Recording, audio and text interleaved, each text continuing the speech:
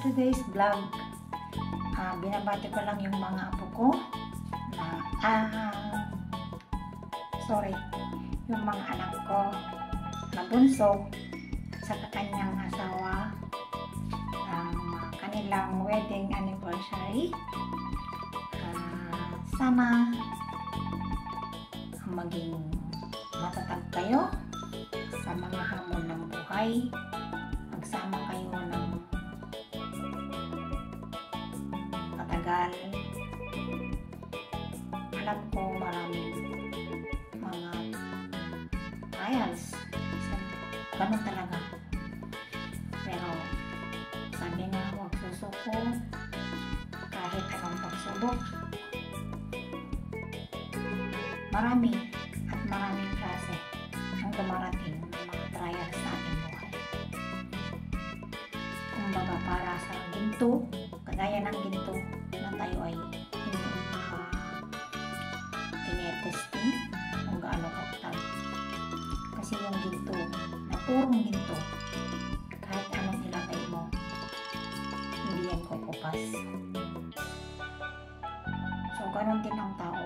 Kung ikaw maging matatag, kumapit ka sa Diyos, huwag kang bibitaw sa Kanya, alalayan ka niya, tuturuan ka niya ng tama, at huwag kang lalayo sa Kanya. Bagkus kumapit ka ng gusto para hindi ka mapahamak, mapalayo, hindi ka niya pababayaan. Maraming salamat sa ating Panginoon dahil narating na naman ang isang taon na iyong pagsasama. Sana magbuklod kayo ng mas higit pa sa aking inaasahan. At sabi ko nga, nandyan lang ang aking pag-alalay sa inyo sa abot ng aking mga kaya, pero mas higit ang ating Diyos na magbigay ng protection sa atin, lalo na sa inyo. Kaya kung meron kayong hindi pagkaunawaan, natural lang yun, pero kailangan mag-usap, huwag daanin sa anong tawag ito?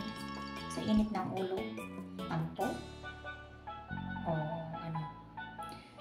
so kailangan talaga ang respeto, tiwala, pagmamahal, at tulong-tulong kahit anong klase ng pamilya. Kung nasa inyo ang suporta, pagmamahal, tulong, isa't isa ng unawa, hanggang ang buhay. So mahal ko kayong lahat. Pabayaan ang iyong mga sarili, ang iyong mga anak ko, mga apo ko. Sana lagi tayong malusog. Mahal ko kayo at miss ko na kayong lahat. Mag-ingat palagi, lalo na para palagi ang bagyo. Sana huwag na maulit. So, hanggang dito na lamang guys ang aking video dahil hapon na, gabi na.